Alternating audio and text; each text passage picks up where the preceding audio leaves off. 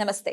Spiritual, motivation, educational వీటికి సంబంధించి interviews ఇవ్వదలుచుకున్న వాళ్ళు కింద నంబర్ కి కాంటాక్ట్ చేయండి. నమస్తే, వెల్కమ్ టు అవర్ ఛానల్. నేను పద్మిని. ప్రస్తుతంతో పాటు ప్రముఖ ఆధ్యాత్మికవేత్త, ప్రముఖ న్యూమరాలజిస్ట్ లక్ష్మీ నరసింహస్వామి ఉపాసకురాలు శ్రీమతి స్రవంతి గారు మనతో పాటు ఉన్నారు. మాట్లాడతాం. నమస్తే అక్క.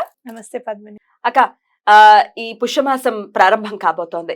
రేపు 12వ తారీఖు నుంచి పుష్యమాసం ప్రారంభం కాబోతోంది. 12వ తారీఖు శుక్రవారం, అలాగే 13వ తారీఖు శనివారం. ఆబ్వియస్ గా శనివారం శ్రవణ నక్షత్రం వస్తోంది.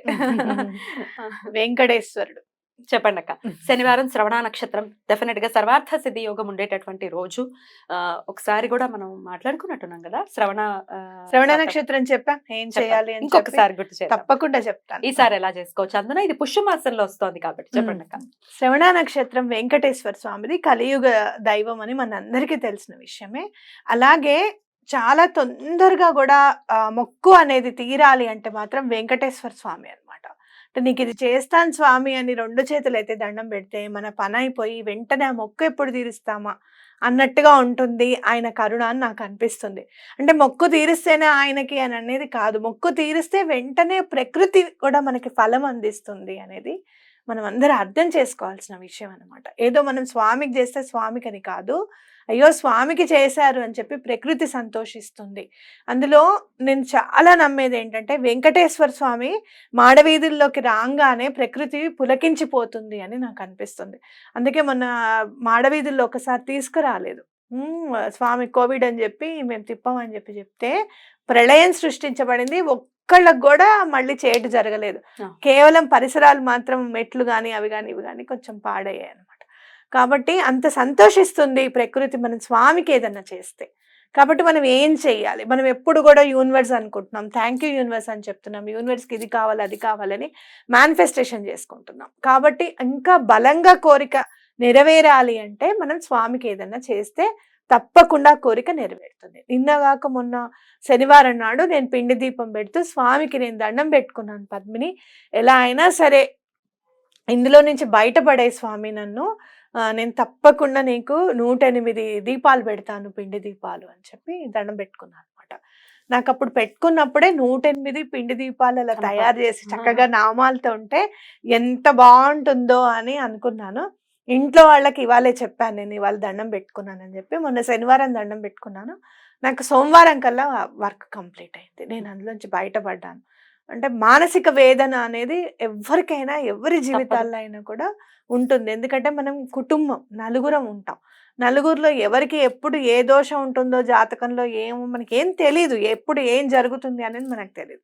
మంచే జరగాలి, ఏది జరిగినా కూడా టైం టు టైం మంచి జరుగుకుంటూ వెళ్ళిపోవాలి. ఏదైనా ఉపద్రవం వచ్చినా కూడా స్వామి దయ వల్ల తొందరగా మనకి అందులో నుంచి మనం బయటపడాలి, దారి దొరకాలి అని చెప్పి మనం దండం పెట్టుకోవాలి. కాబట్టి నేను అలా దండం పెట్టుకున్నాను. నాకు అనిపించింది అనమాట 108 దీపాలు పెట్టాలి స్వామికి అని చెప్పి.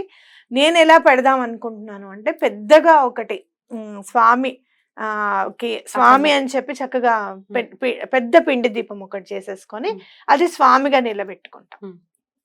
ఓకే, ఈ చుట్టూరా 108 దీపాలు అన్నమాట. ఇలా ఒక వరుసలో పెట్టుకోవచ్చు అక్క, 2-3 వరుసలు అలా పెట్టుకోవచ్చు. అర్ధచంద్రాకారంలో పెట్టారనుకోండి, మీరు హాల్లో పెట్టుకున్నారనుకో ఒక ప్యాడ్ మీద చక్కగా ఇట్లా వెడల్పుగా 2-3 ప్యాడ్స్ మీద అలా పెట్టుకుంటే, లేదు అంటే కింద మీరు మనం చార్ట్స్ దొరుకుతాయి అట్ట, ఆ చార్ట్స్ తీసేసుకున్నారనుకోండి. లేదు అంటే మీకు ఇంకా చెప్పాలి అంటే థర్మోకాల్ చక్కగా మీకు షీట్ ఉంటుంది, ఆ షీట్ పెట్టేస్తే కిందకి వేడి కూడా దిగదు.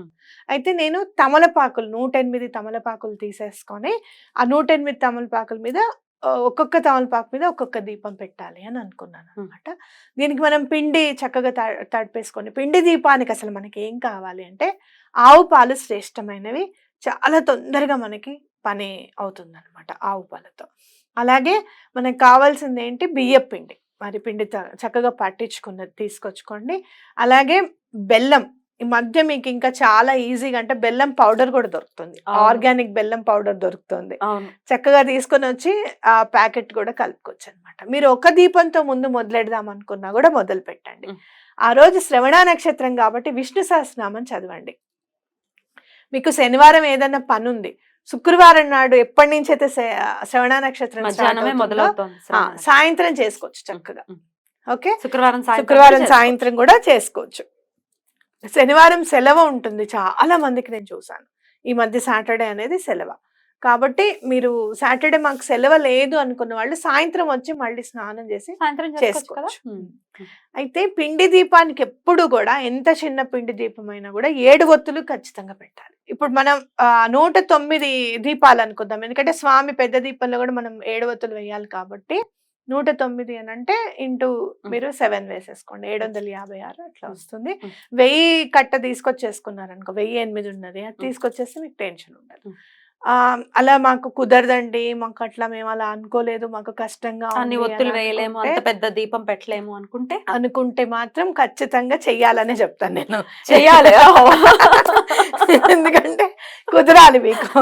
ఎందుకంటే మనకి ఏదైనా కుదరదు అనుకుంటే భగవంతుడు ఒక్కసారి నాకు కుదరదు అన్నాడు అనుకో, అప్పుడు అర్థమవుతుంది ఏంటి అని. ఆయన కుదరని పక్షం వద్దు ఉండాలి. ఎందుకంటే పిండి దీపానికి 7 ఒత్తులు అనేది ప్రాశస్త్యం.